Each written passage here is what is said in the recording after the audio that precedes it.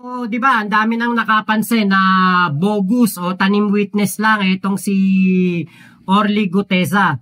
Hindi talaga siya lehitimong witness at talagang naturuan lang. Yun po ang kumbaga konklusyon ng taong bayan dito kay Orly Guteza. Kaya po kahit ako nung nagsasalita na si Orly Guteza sa hearing ng Senado, duda na ako. Kasi nga po, saan ka ba naman nakakita na ikaw ang gumawa, sabi mo, ikaw ang nag-prepare ng salaysay na yan, pinanotaryo mo, tapos hindi mo kabisado. Para kang gumawa ng biography mo na hindi mo alam kung ano yung nakalagay. Na parang hindi mo buhay yung sinasalaysay mo.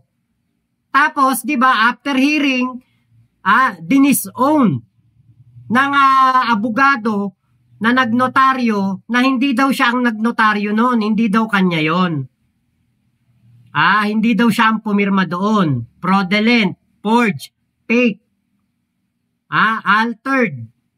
Kaya po ito pong si Orly Guteza talagang nawalan po ng kredibilidad dahil nga sa ginawa niyang katarantaduhan. Ngayon, syempre, sino ba dedepensa sa kanya? Syempre, ang dedepensa sa kanya, yung nagpakilala kay Marcoleta. At walang iba kung hindi, si Mike Defensor. Si Mike Defensor po, kilalang tuta yan ni Digong. Kilalang-kilala din si Mike Defensor na siyang nag-orchestrate ng pag-kidnap kay June Losada para hindi po mabunyag ang mga katarantaduhan ni Gloria Macapagal Arroyo noong siyang presidente. Excuse me po. Noong pong siyang nabuking na yung mga korupsyon sa NBNZTE deal ng asawa ni Gloria Macapagal Arroyo.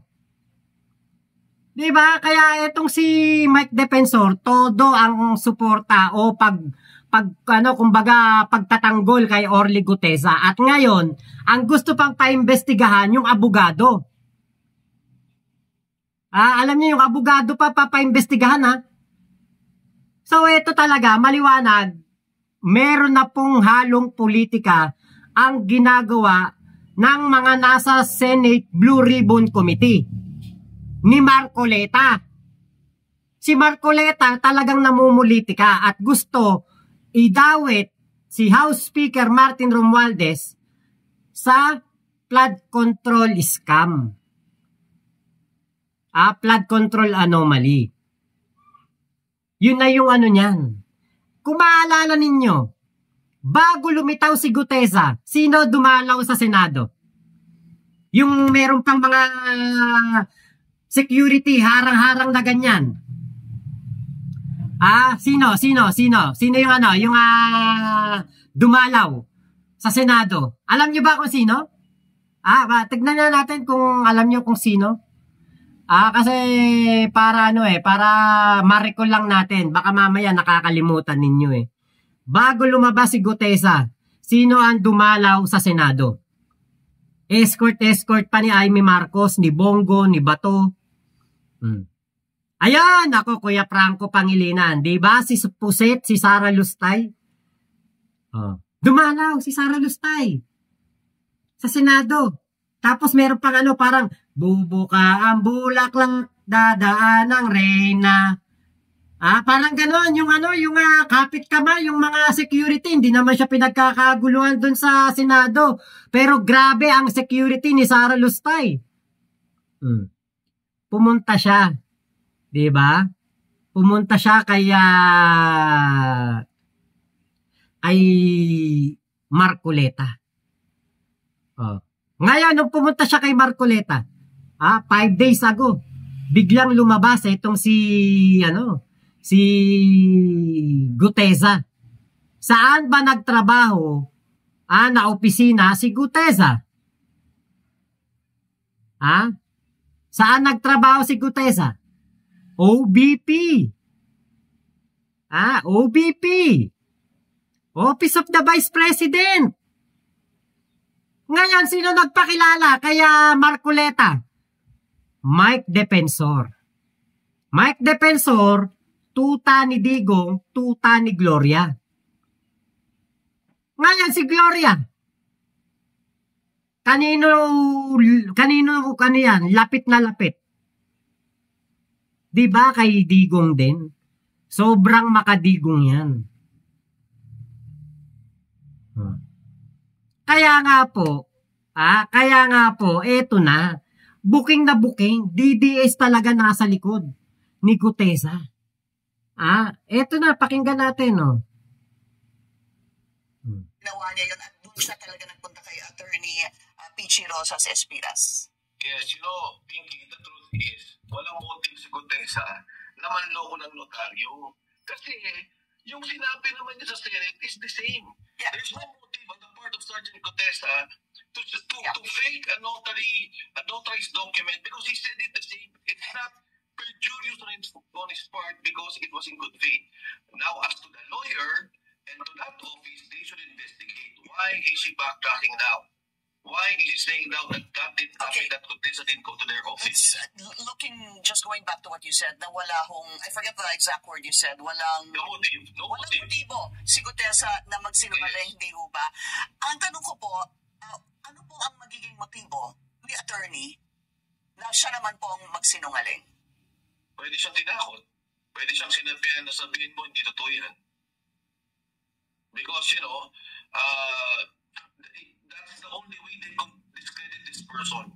That's the only way they can, bring down the statements he delivered to the Senate, to the Blue Ribbon Committee. So, which is, sabi nga ng mga lawyers, I've been seeing a lot of comments on social media. Yeah. It doesn't matter. I mean, what he said was already there. He went there in good faith. In fact, hindi nga kailangan niya magpanotarize eh. If he verbalized what he said in the Senate, that would have been enough legal evidence and enough weight to be part of a court proceeding.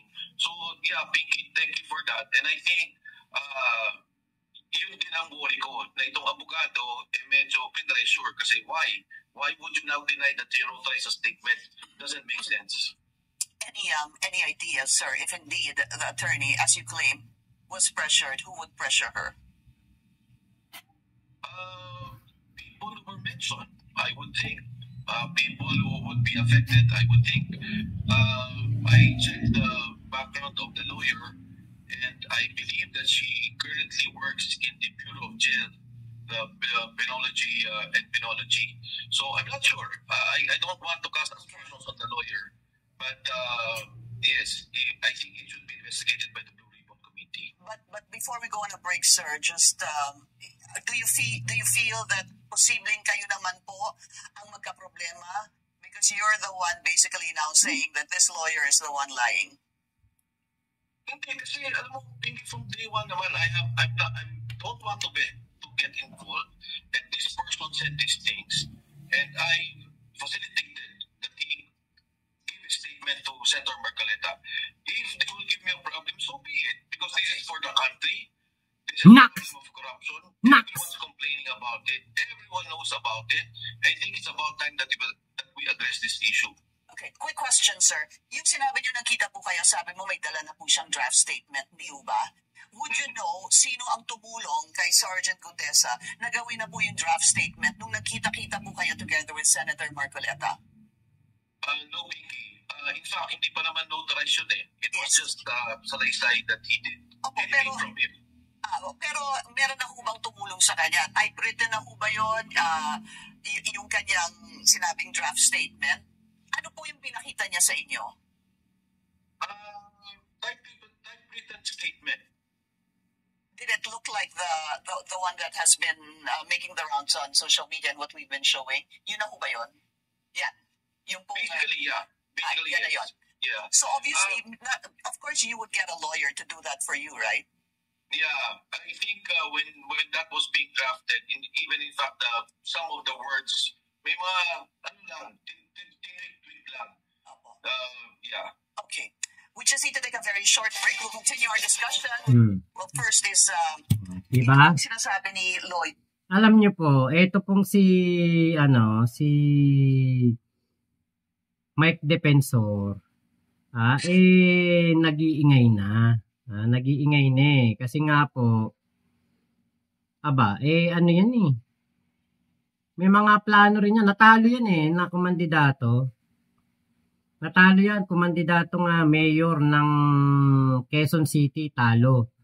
Ngayon naman, umeepal at gusto nga po nga mag-ingay dito po sa issue ng corruption kuno para magmukha siyang anti-corruption. Pero ang totoo, yung kanyang pagsasalita ngayon, biruin mo, paimbestigahan mo yung abogado na hindi naman talaga daw siya ang nagnotaryo diyan sa pahayag ni Gutesa. Diyan pa lang, meron ng may something na. Di ba? Diyan po sa pagsasalita, sa interview ni Mike Defensor, yung demeanor niya, halatang may involvement po siya sa mismong draft affidavit nitong si Orly. Either siya ang tumulong mag-draft o pinagawa niya sa kilala niyang lawyer.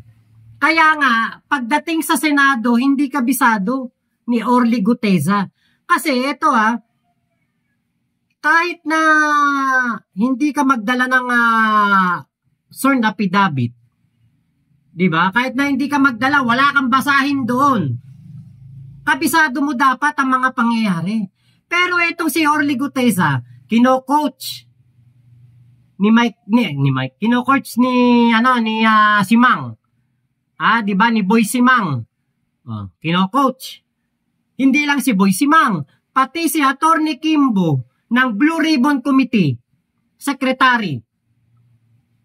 Sumisenyas, 3 beses ka nagdala ng pera doon kay Martin Romualdez.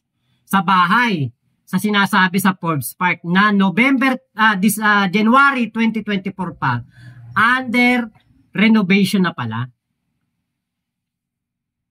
Di ba? Kaya mapapaisip ka, magdududa ka talaga na etong mga taong ito nagsasabwatan para talaga magkaroon ng involvement o tulay o link para madiin si Speaker Martin Romualdez sa flood control anomaly.